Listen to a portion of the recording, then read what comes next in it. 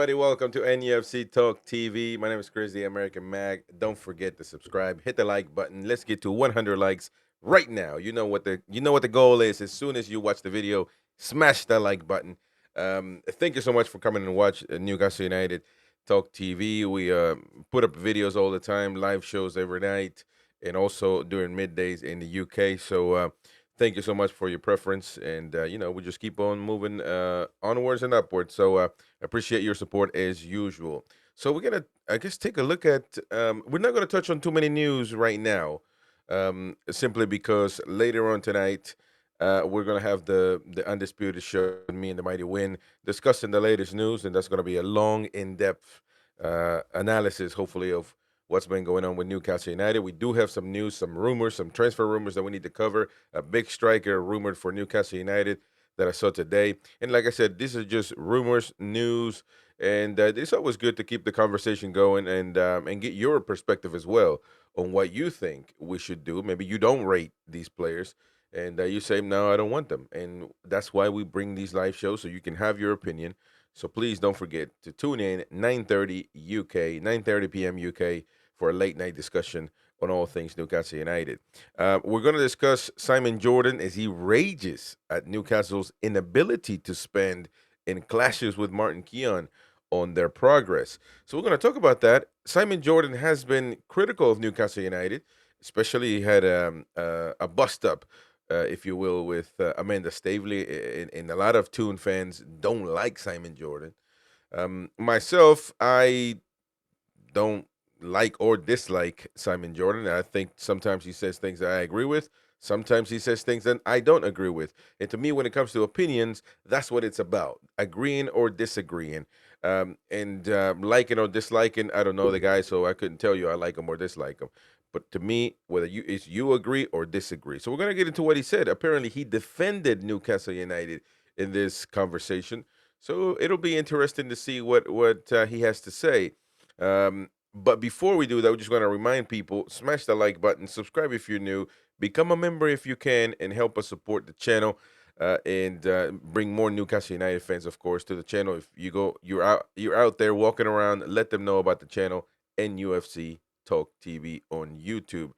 But before we start with the video, obviously Tino Livramento, just a little update, as you know already, or might know already, that he is going to go to England for the England call-up, with Alexander Arnold being pulled from with Liverpool, taking him out of the squad. I think it's more the player than the club. The player ultimately has the decision to leave, just like Bukayo Saka, just like all the other guys. And apparently, Carsley is bringing in Tino Livramento. I think that Newcastle United should follow those steps of big clubs and take their main stars out. And I think that we should take Anthony Gordon out, especially with that groin injury. I think that is best for everybody, simply because this is Lee Carson's last two games. Really, he has no input on Tuchel's lineup, so Tuchel's squad, when he takes over.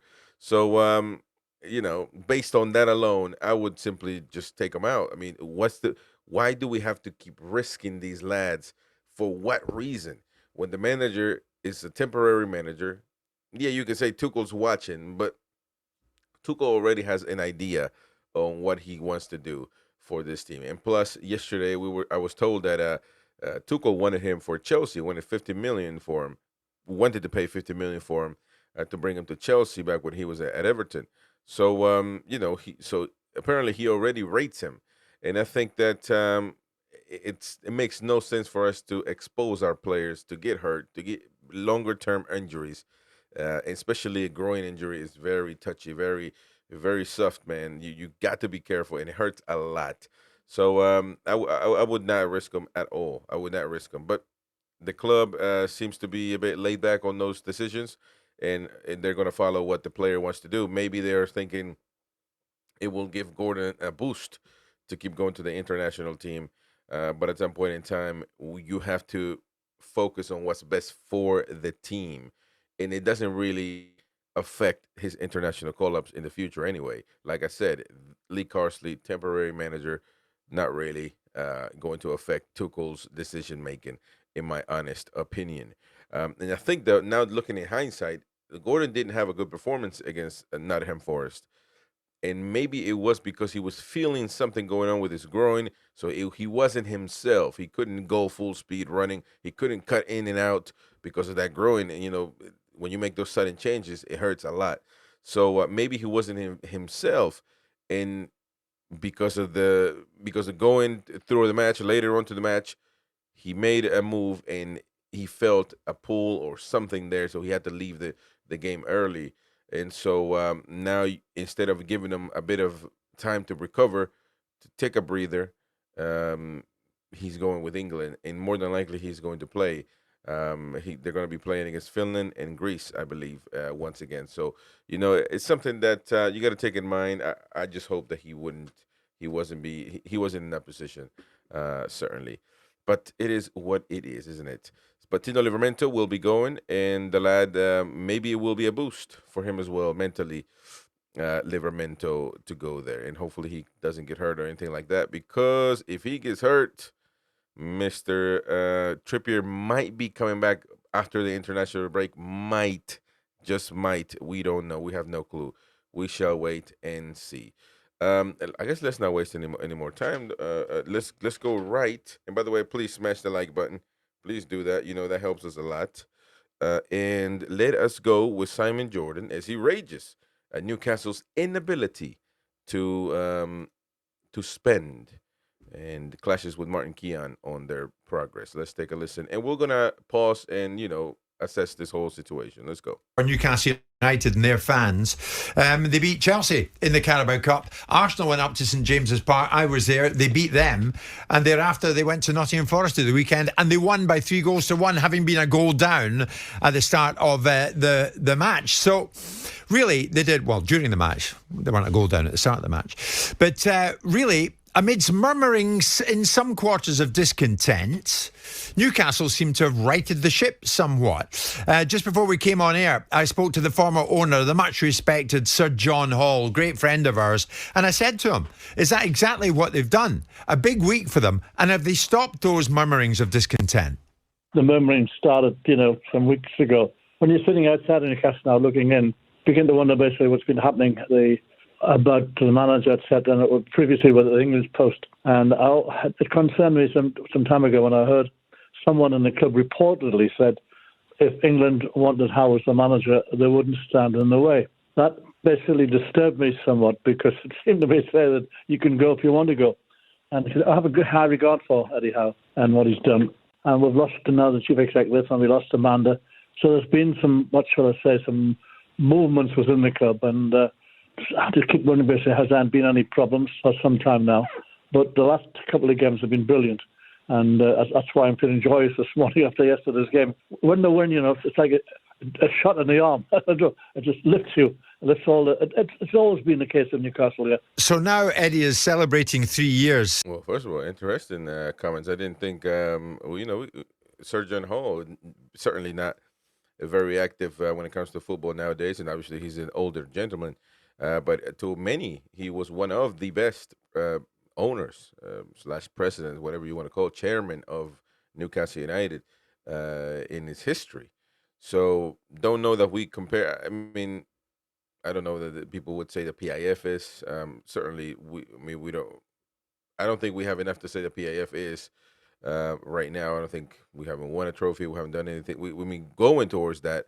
But I mean, with Sergeant Hall, we were actually competing for the league. We were one of the feared teams. But good to see his input on the game right now, and knowing that he's still commentating on what's going on with Newcastle United, and knowing his perspective as well. Let me know in the comment section below what you think about these comments. At the football club as head coach, how do you feel he's done in that time? Well, when you come into a club, and you've got to revamp it, you can't do it overnight. When he came in, he had to basically look at the playing staff. They had to invest. Fortunately, we've got owners who've got the cash now, and they seem to be willing to invest it. And we should buy players, and we stopped because of these new regulations or whatever. You've got to give them time. You can't change things overnight. That's one thing I've found when we're in Newcastle. It takes time. You're lucky if you can actually get things moving in 2 years. I gave them, when he came in, I gave him 4 to 5 years to change the team, to basically get it to the point where we're at the top of the table, top 4 all the time, not just any time. And he hasn't had time yet And I'd be disappointed if basically they seem to feel that he's not the manager. I have a high regard for him, and he should be given the time, his time to build the team, his team. Wow, nice. Look, it takes time. He's saying Sergio Hole. He's the one who was in that position before. It takes time to rebuild Newcastle United, and he certainly did it to a certain extent. Um, he says he gives 4 to 5 years for the new ownership to change what was happening before.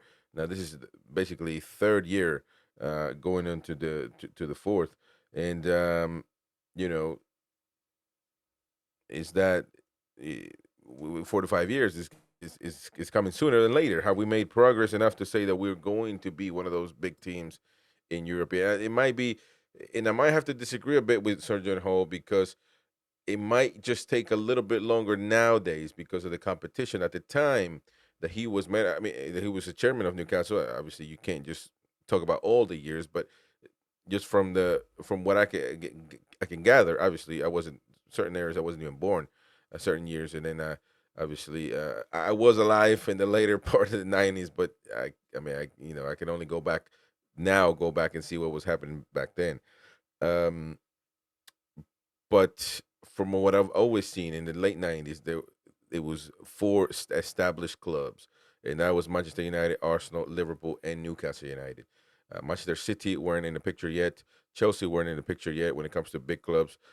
Even Tottenham in the late '90s, I didn't see much of them. And the thing is, Newcastle were fighting for the Premier League. I don't know that we can get there yet within 1 year or 2 years, based on what he's saying, 4 to 5 years. I just I don't know. I don't know if it's enough time, but I think that eventually we'll get there. And I wish him well. And Sir John, few know this football club better than your good self. Do you get the feeling now that there is more stability behind the scenes now? I don't know, in a sense. It just happens. So it takes time to see how the new appointments are going to be. Amanda and her husband, in many, many ways from the start, they put the deal together, and they were the contract. The fans have such a high regard for the pair of them. Now that they've gone, there's that gap between the club and the fans, which has to be put together. I keep wondering about who's going to fill that position, because they were very, very important for that link between the fans and the club. Wow, look at that. The link between the fans and the club. Sir John Hall, former chairman of Newcastle United, saying that.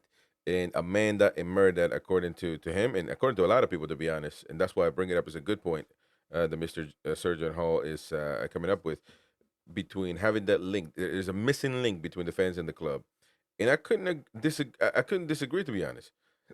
I couldn't agree more. Now, as much as I have put a break on people crying and building statues for Amanda Stavely, like our own mighty win wanted to do, um, you know, I think that missing piece is there still. That it'll be interesting to see how that reflects into what Newcastle United are doing on the pitch. But maybe one of the things that brings onto the pitch potentially is patience. The fans not booing, not whistling at substitutions, putting pressure on the team. Eddie Howe having to come out on the press conference and say, please, if you don't mind, whistle and blow and boo after the game, after full time, and not during the game, because that doesn't help the players. Um, and maybe with a link between the fans and the fans would be more patient, to would have more patience to just wait, to trust the process. Ultimately, though, without results, I don't know. I don't care if you have 20 links. That's not going to work out. I mean, the fans are going to speak their mind, and if results are not there, it's pointless to have a link or whatever. Because fans will want results, and fans are not stupid. Fans know their football, and so, but it's interesting what he's saying. I think that, and nobody really brings that point, that link between the fans and the club, very, very important, I would assume. And Mr. Surgeon Hall coming up with that, interesting. More generally, Is this the most open Premier League season for a while? You've got Brentford in 11th, Chelsea are 3rd, and there are just 3 points between the two. To me, it's great because I'm an old-fashioned, basically, owner and supporter. And I've always felt, when I own Newcastle United, that never should be them and us. The Premier League should be able to get up on a Saturday morning, the fans and the owners, and believe that their club had a chance of winning the league that season. There's a wonderful football man, Simon. Ooh. Sir John Hall. John, yeah, Superman. I mean, what I took away from the game, watching them on Saturday, I poke fun at Newcastle every now and again, but their away support was remarkable. On Sunday, yesterday, Absolutely. Hey, and Simon Jordan has actually toned down this narrative of Newcastle having the best supporters and atmosphere, and he said, yeah, just like anybody else.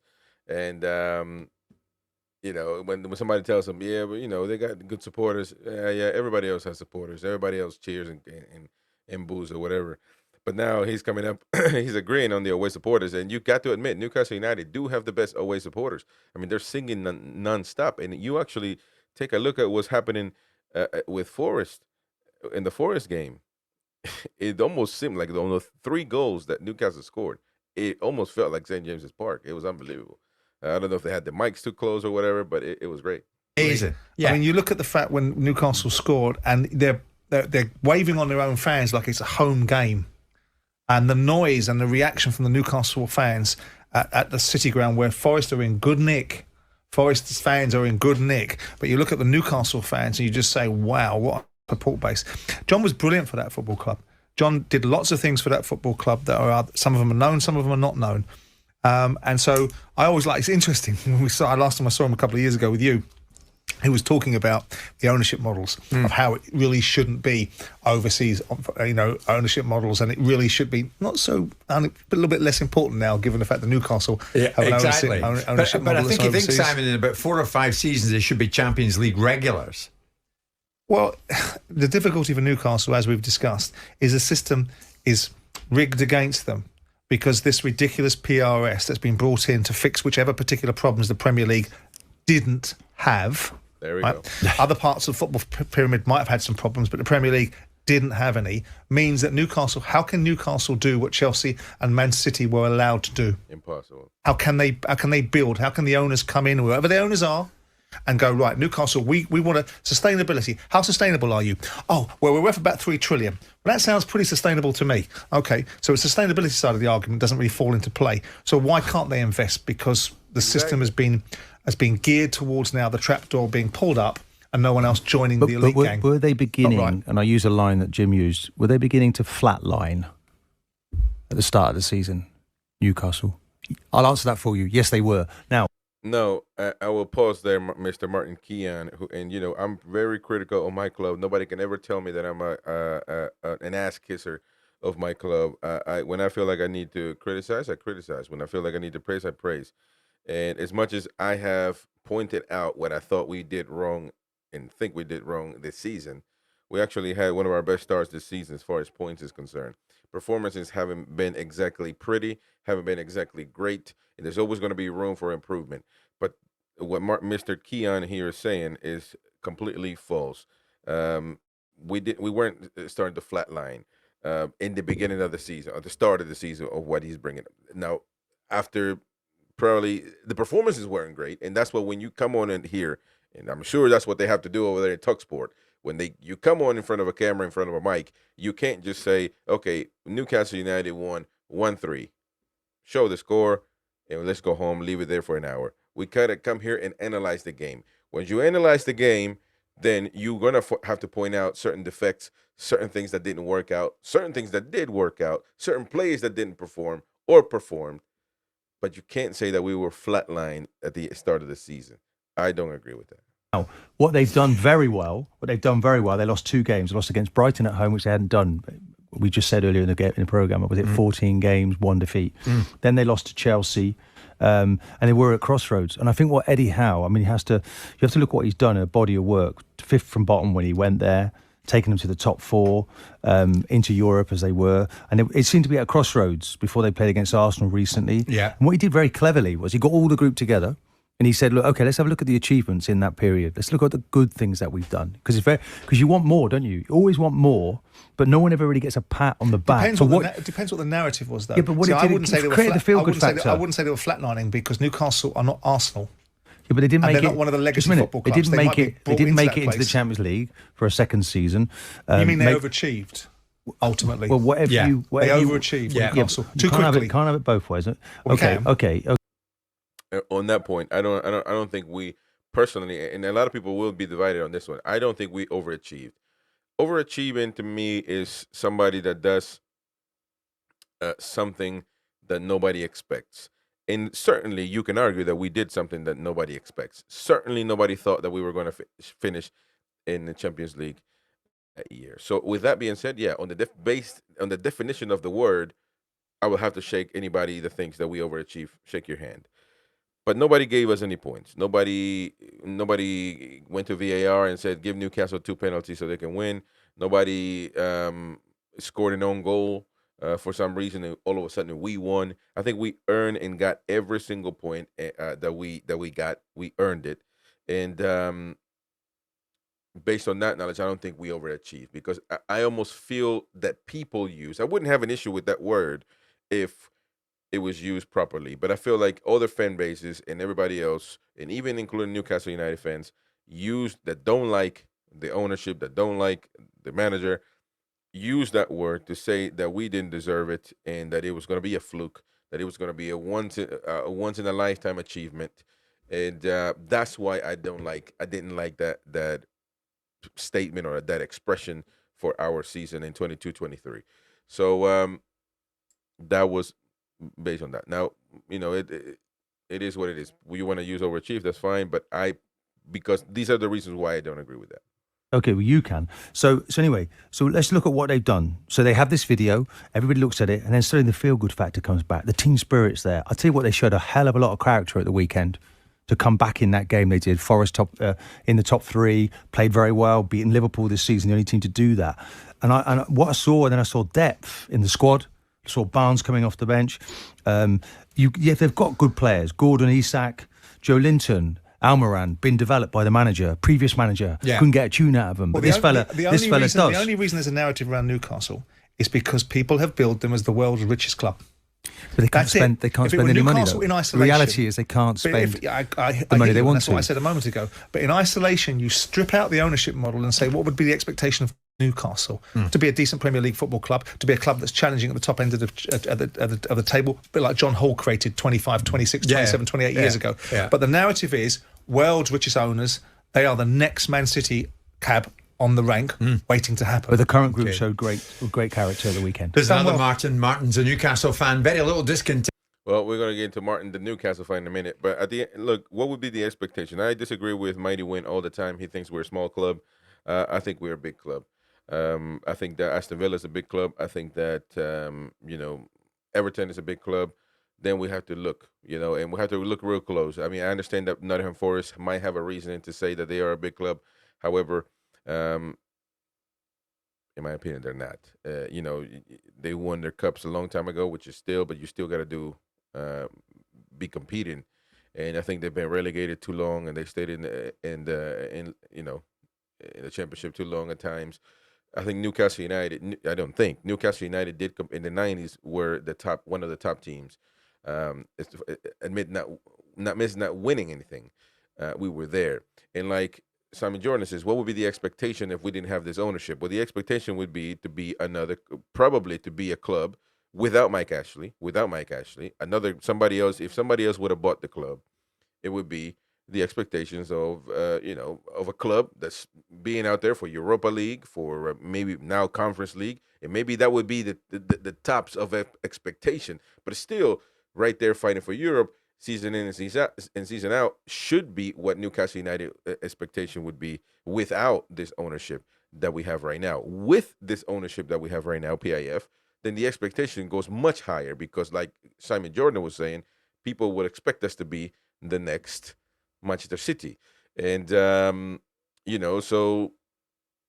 but the expectations don't really differ too much from being the top club than being a regular Europe European type club. You know, it's not like without PIF, our expectations would be to be just mid table or stay in the league and not get relegated. So you know, it doesn't differ much in my opinion. Amongst us, 99% of the fans trust Eddie, want him to succeed. We can judge him correctly after a couple more transfer windows. Still be a gatekeeper in my view. Okay, we shall see. Jim White. That is still a gatekeeper, even at the ends. Mr. Simon Jordan put in the dagger. Still a gatekeeper in his opinion. In my opinion, is Eddie going to be a gatekeeper? Well, everything is almost like, with all due respect to Eddie, of course, it almost feels that way. We can't, if we're going to say that we're the next Man City, and that's our expectation, well, Man City follows certain things, follows certain steps, and they had a gatekeeper themselves. And then they achieved something, they moved on, achieved something else that's a little bit higher, and then they achieved something else that's a little bit higher until they got into an elite level that they are right now. Can Eddie Howe do all of that? The jury's still out. I mean, you know, you can say Eddie did. To certain people say that Eddie Howe did. Nobody would have done what Eddie Howe did with us, Champions League and all that stuff. Perfect. I'll shake your hand. I won't disagree just for the sake of not arguing. However, nobody can really agree or come up with a reason as to why they believe, a factual reason or a good reason as to why they think that Eddie Howe is going to be the manager to be our Sir Alex Ferguson, for example. Nobody has that. Nobody knows, and the jury's still out. You know, I think he needs to, again, like I said, needs to finish the season. I'm not going to say that he is a gatekeeper yet. To be fair, you know, if he's done a job, he's done a job. You know, that's not necessarily a bad word. To be a gatekeeper, you've got us to an objective, and now there's somebody else that need to get us to the other objective, and so on and so forth. So it's about realizing what the football club needs, and not so much on, you know, what other people would feel, what Eddie Howe would feel, etc. I think it needs to be, you know, a progress. And Sir John Hall says 4 to 5 years. I think it might take a little bit longer, to be fair. But who knows? In 2027, that's our 100th year since we won the league. You know, so maybe that will change some things. Anyways, don't forget to hit the like button, subscribe if you're new. We will see you on the next one.